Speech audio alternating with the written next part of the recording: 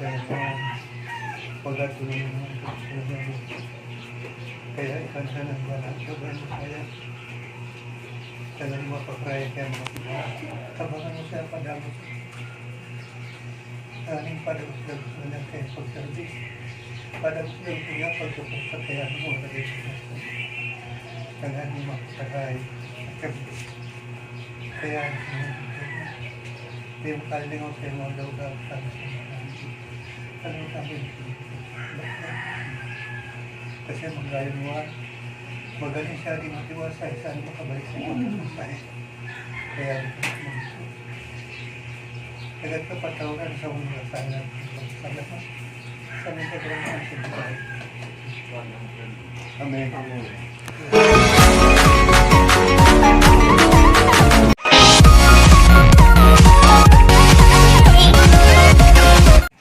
Habang papunta kami kay Tatay Helio, nadaanan namin siya dyan sa may tulay sa Libon Agro Industrial High School.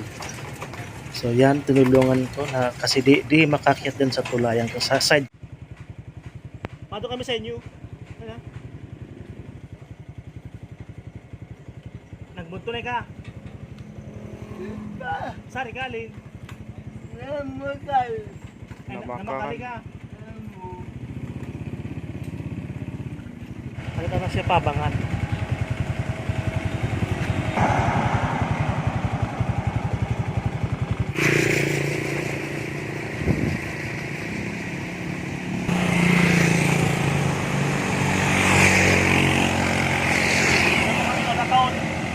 Ito kami grocery.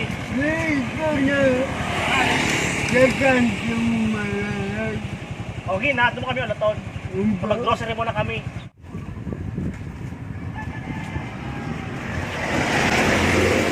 Adi ka sa balay mo.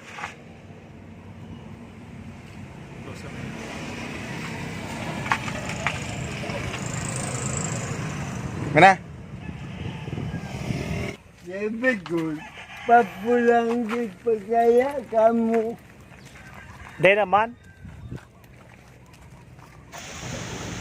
Diyan sa lugar na yan, diyan kami hinantay ni Lolo Elio.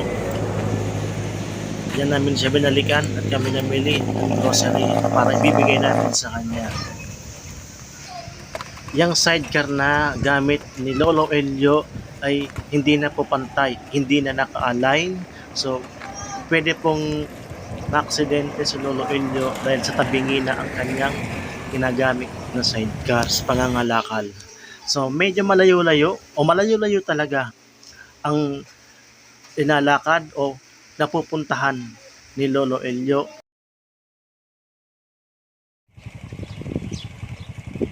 Tabi ngayon na. Pagkalito.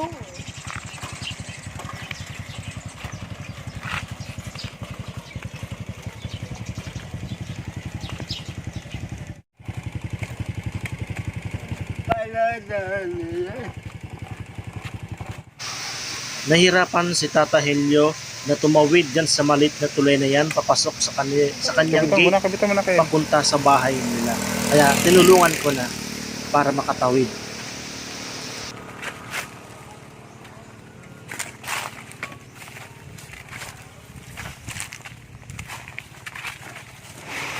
Pagkapasok namin, napansin ko masukal pala ang daan papunta sa bahay ni Lolo Elio.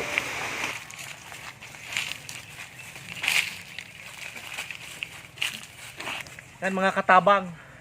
So napaka pala kay Lolo Rogelio itong daanan papunta sa kanya. Ayun yung gate.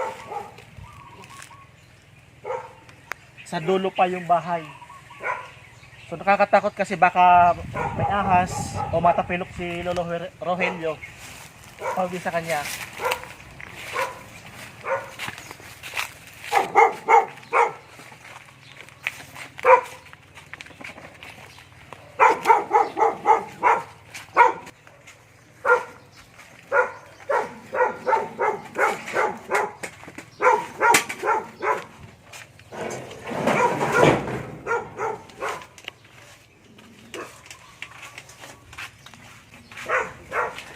Ito mga katabang ang loob ng bahay ni Tata Elio. May electric fan siya oh. Yung lamesa niya tiles. 2 kwadrado. May nakahigang refrigerator, 3.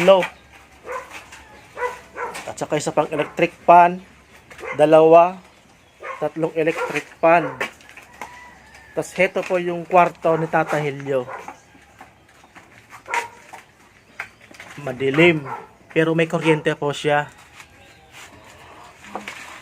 Tara tay, kaya pa? Ako po si Katabang Dave.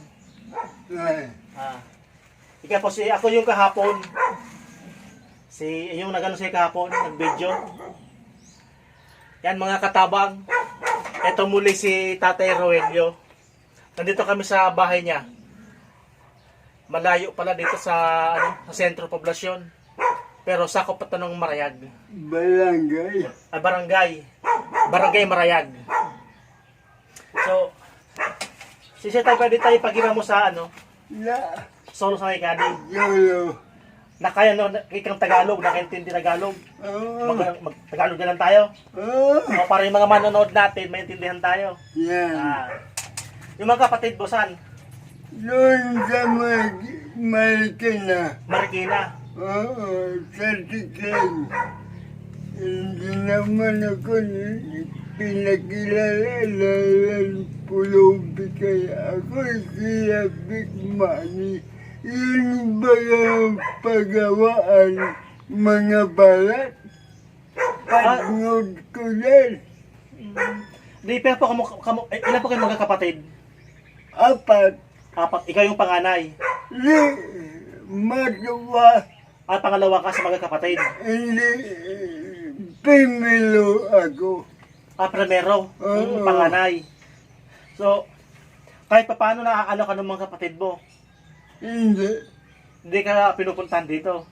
Hindi, pinadalaan din ako 1.5 Kailan po? no Agosto. Nung Agosto. So, pag nangangalakal ka po, ano po yung ginagawa nyo? Binibili nyo po o binibigay sa inyo ng mga tao dyan sa pinupuntahan nyo? Kung minsan naawa sa akin, yung bili-bili ko. Tapos binibenta mo rin. Umpo. Saan po? Doon sa likod LPC. Doon sa Balagon. Umpo. Opo. Magkano po ang kilo? Kung halimbawa, doon sa plastic. Yun sa plastic. Ay, yung mga bote ng plastic ng Coke, binibenta yun. Oo. Isang sa kumalanang isang kilo. Doon sa kanila, hingi tayo sa kapatid niya, maraming bote ng Coke. Bigay ko sa iyo para may benta mo maging pera. Hindi, basta may kulay. Lindikan, mga puti. Mga puti. Mga puti. So, adi kami, may bibigay kami ng grocery. Pasalamat tayo sa sponsor natin. Si Ma'am Merlinda Yosala. Nasa abroad po. At saka po si Ma'am Ja Siasa. Isa po si Ma'am Ja Siasa. May YouTube po siya. May nagbablog din po si Nanay Rama. Pwede nyo pong bisitahin sa kanyang YouTube channel. Nanay Rama channel po. Isa po sa nag-sponsor kay Tata Elio. Mayroon akong pagkakagano. Dahil nakamali ako.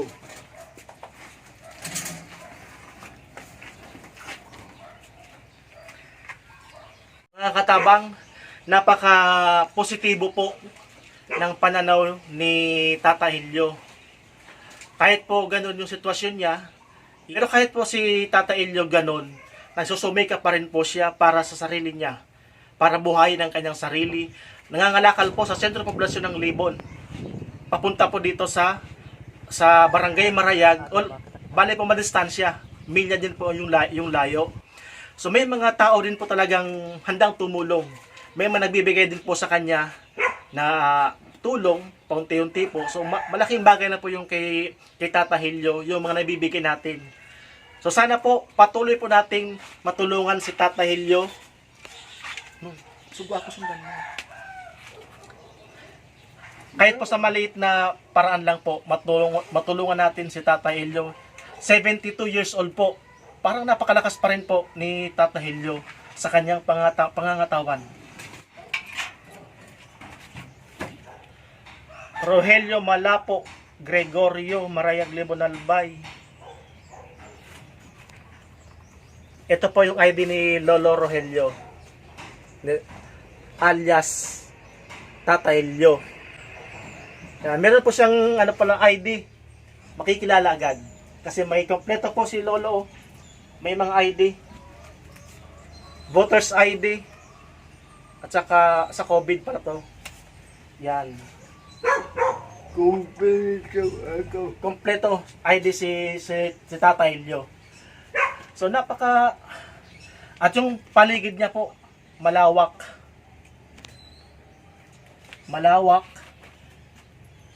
Punong kahoy. Yan, liblib.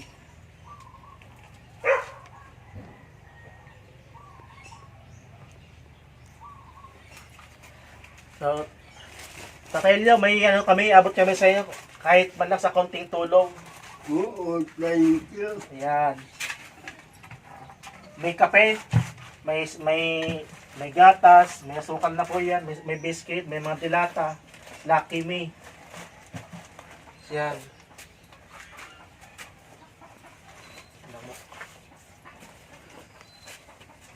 Yan. Pasalamat kami sa sponsor ulit. Kay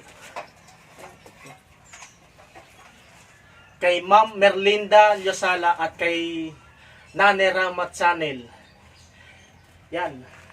Ano po masabi mo, Tata Helio, sa mga sponsor natin? Pasalamat tayo. Thank you. Natulungan mo ako. Salamat. Thank you very big. Salamat. Tapos na nun.